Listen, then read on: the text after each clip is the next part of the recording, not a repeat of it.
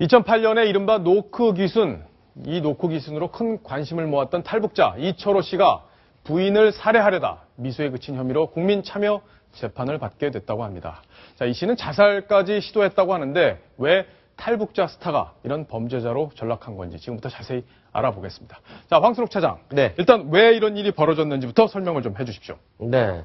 일단은 결론부터 말씀드리면 남한 사회에 적응을 하지 못하고 또 개인적인 사유로는 부부관계 또는 가정을 제대로 유지하지 못하던 상황에서 벌어졌던 안타까운 일일 수도 있다. 이렇게 해석할 수가 있는데요. 예. 이철호 씨는 어떤 사람인지 간단하게 먼저 설명을 해드리겠습니다. 북한군 15사단에 중위로 복무를 했었는데 2008년 4월에 노크 귀순, 이른바 노크 귀순으로 남한 사회를 떠들썩하게 했었죠. 그때 이제 초소를 두드리고 귀순을 했다. 네. 이 의미의 노크 귀순이었죠. 철책을 넘을 당시에 속옷까지 벗어서 흔들고 우리 초소를 향해서 총까지 쐈는데 아무 반응이 없었다. 예. 그래서 걸어와서 똑똑똑 노크를 하고 들어오는 바람에 우리 군의 방비 체계가 구멍이 난 게 아니냐라는 큰 논란을 빚기도 했었는데. 자, 지금 철책을 넘는 장면이 사파로 지금 나오고 있는데. 네네. 자, 그리고 나서 2012년도에 사실은 우리 남한에 와서 지인들의 도움으로 취직을 하긴 했었습니다. 그런데 곧장 해고가 됐고요.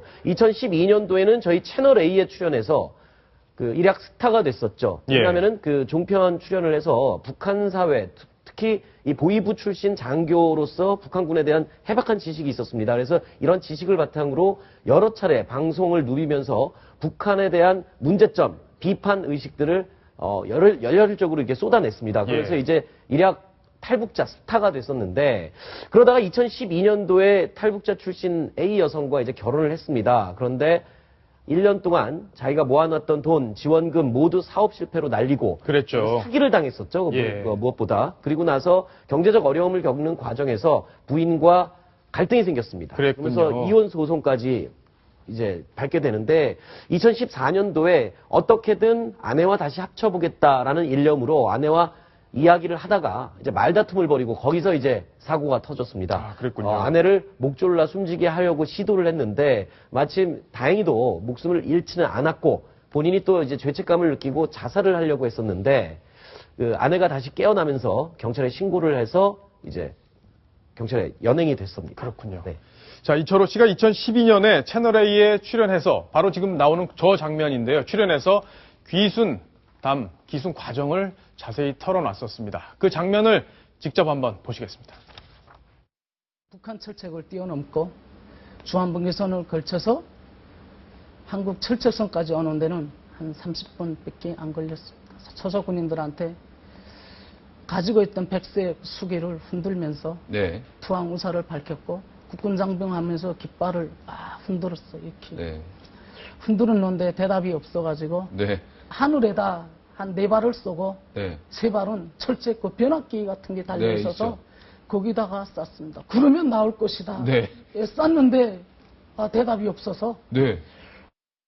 자, 이남희 팀장. 네. 당시에 저게 굉장히 큰 논란이 됐었어요, 사회적으로. 어떻게 우리나라 국방 체계가 저렇게 허술할 수 있느냐 이런 게 지적이 됐었는데 저렇게 총을 쏘고서도 아무도 오지 않았던 그 상황 자세히 설명을 하고 있는 거죠. 네, 그렇습니다. 국회 국방위 회의 때도 국방부 장관이 출석을 하면 어떻게 이렇게 노크 기순 같은 사태가 벌어질 수 있느냐 굉장히 국방위 의원들이 많이 질책을 했던 사안이기도 합니다. 바로 이 분이 넘어갈 때요. 바로 지뢰밭을 건너서 또 철책을 넘어서 갔는데 아무도 우리 군이 제지를 하지 않은 겁니다. 예. 아까 황순욱 차장이 설명했던 것처럼 본인이 속옷을 벗어서 흔들면서 우리 측 전방 초소, 그러니까 GOP에 총까지 쐈는데 반응이 없어서 그래서 최전방 경계 초소까지 GP까지 걸어가서 결국 우리 장병을 불러서 노크로 불러서 결국은 이 노크 기순이라는 신조어가 생기게 된 겁니다. 예. 이 장병들이 깜짝 놀라는 그 사파까지 자, 그림이 나와요. 국민들이 더 놀랐습니다, 이때. 네. 예.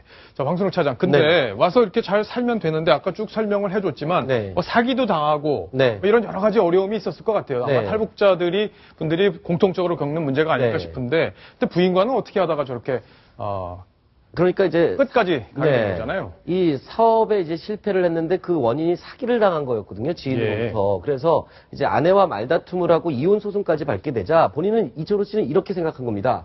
내가 이혼을 한 것은 경제적으로 힘들어졌기 때문이 원인이지 어떤 감정적인 문제는 아무 문제가 없다. 아내는 여전히 나를 사랑한다라고 믿고 있었습니다. 그래서 이제 내가 성공해서 다시 돈을 벌면 아내와 다시 행복하게 살 수 있을 거라고 생각하고 아내와 이제 이야기를 했었는데 그 이야기가 이제 감정적으로 치달으면서 제대로 되지 않았던 거죠. 그랬는데 곧장 아내를 이제 죽이려고 시도를 목조른 뒤에 이제 본인은 그런 생각을 했다고 합니다. 이제 더 이상 살 가치가 없다. 그래서 지인에게 예.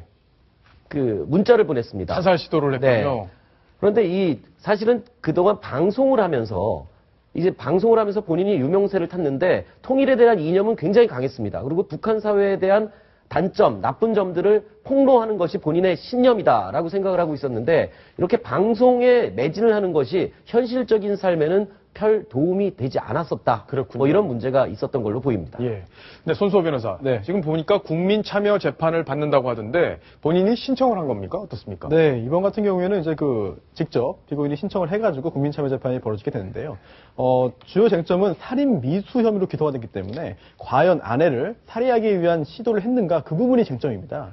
따라서 이번에 그 배심원들의 그런 판단을 받아보고 싶은 건데 좀 목을 졸랐다는 거는 이제 인정을 하는데 그게 살해 의도가 있었는지 아니면 그냥 목을 조른 행위로 그치려고 했던 건지 그게 네. 궁금한 거잖아요. 그렇죠. 실제로 그 살인의 고의로 목을 졸랐다면 살인 미수죄가 성립이 되겠습니다만 예. 그게 아닌 단순히 어떤 경고라든지 아니면 정말 그냥 살인까지는 아니고 또 어떤 정도의 그 상해 고의만 있었다고 한다면은 살인 미수는 무죄가 되거든요. 그 부분에 있어서 좀 쟁점을 좀 이제 그 배심원들의 판단 받아보고 싶은 거고 또한 국민참여재판을 거친 경우가 거치지 않은 경우에서 무죄 선고율이 8배나 높다는 그런 그래요? 통계가 있습니다. 예. 따라서 물론 굉장히 억울하기 때문에 국민참여재판을 이제 신청하는 경우가 있겠고 아니면은 국민참여재판 과정에서 좀 더 이제 어떠한 그런 어떤 외부적으로 드러나는 것이 더 전달이 좀 손쉽기 때문에 무죄가 선고되는 것이라고 볼 수도 있겠습니다만 뭐 어쨌든 두 가지 경우 다 해당될 수 있겠고요.